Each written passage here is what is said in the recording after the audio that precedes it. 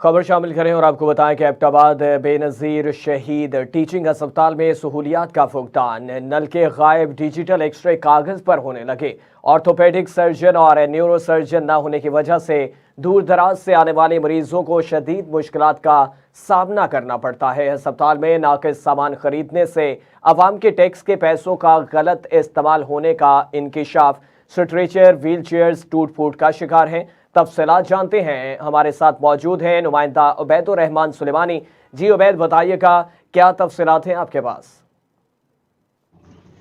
जी बिल्कुल जी, एबटाबाद की बेनज़ीर भुट्टो शहीद टीचिंग अस्पताल में सहूलियात का फुकदान है। आपको बताएं कि डिजिटल एक्सरे जो हैं वो कागज़ पर हो रहे हैं। ये कोई आज पहले दिन की बात नहीं है, 6 महीने की बात नहीं है। 1 साल से ज़ायद का अरसा गुजर चुका है कि एक्सरे आज भी कागज़ पर हो रहे हैं। और जितने लोग भी जिनका कोई सीरियस मसला होता है, किसी की हड्डी टूट जाए या कोई दीगर मसला हो, वो जब डॉक्टर के पास जाते हैं तो डॉक्टर कहते हैं हमें इसमें नज़र कुछ नहीं आ रहा। तो डिजिटल एक्सरों की जो फ़ीस है वो वसूल की जाती है, जबकि कागज़ पर एक्सरे दिए जाते हैं। तो डॉक्टर अक्सर ये भी कहते हैं कि आप ये जो एक्सरे करके लेकर आते हैं कागज़ पर, बेहतर ये आप कागज़ का खर्चा भी ना करें, आप फ़ोटो निकाल कर लेकर आ जाया करें। अगर नज़र आए तो ठीक है, नहीं तो बाहर से एक्सरे करवा लिए करें। इस तरह अल्ट्रासाउंड के वाले से बताऊँ कि 1 बजे के बाद यहाँ पर अल्ट्रासाउंड नहीं होता। लेबॉर्ट्री का बताएं तो लेबॉर्ट्री के अंदर जो टेस्ट मौजूद भी हैं वो 1 बजे के बाद नहीं होते। इसी तरह ओपीडी में डॉक्टर पहले तो आते ही लेट हैं और उनकी जो टाइमिंग है वो 2 बजे तक होती है, लेकिन 1 बजे के बाद तमाम के तमाम डॉक्टर जो हैं वो गायब हो जाते हैं। इसके अलावा खसूसी तौर पर आपको साथ ये भी बताएं कि इसी अस्पताल के अंदर आर्थोपेडिक सर्जन मौजूद नहीं है, न्यूरो सर्जन मौजूद नहीं है, यूरोलॉजिस्ट, नेफ्रोलॉजिस्ट मौजूद नहीं है।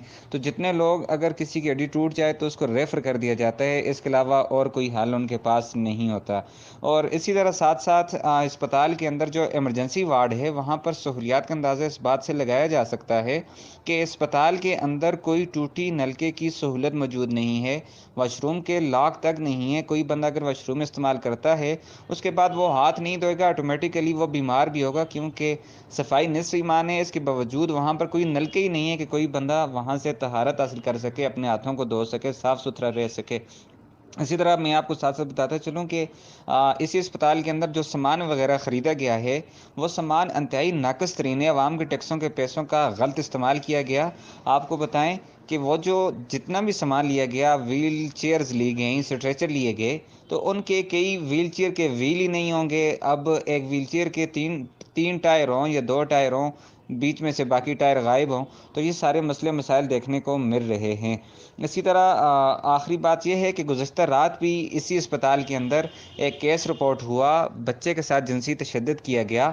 तो उस बच्चे को सीएमओ ने एमएलसी किया, तो उन्होंने ओपिनियन के लिए डिस्ट्रिक्ट सर्जन को ऑन कॉल करने के लिए कहा कि आप उनके साथ उनकी राय जानने की कोशिश करेंगे, वो इस हवाले से क्या कहते हैं, ताकि डिस्ट्रिक्ट सर्जन जो है उसकी राय बीच में शामिल होना ज़रूरी है।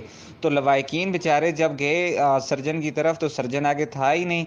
तो मौजूद अमले ने कहा कि सर्जन साहब जो हैं वो इस वक्त नहीं आ सकते, वो सुबह आएंगे। ये सूरत हाल बनी है जब डॉक्टर ना हो, सहूलियात ना हो, हाथ धोने की जगह ना हो, हाथ धोने की सहूलियात मौजूद ना हो, तो फिर सेहत के हवाले से क्या कुछ कहा जा सकता है। बहरहाल अस्पताल के अंदर नए बेड शेड तो लगा दिए गए हैं, लेकिन सहूलियात की आज भी कमी नज़र आ रही है।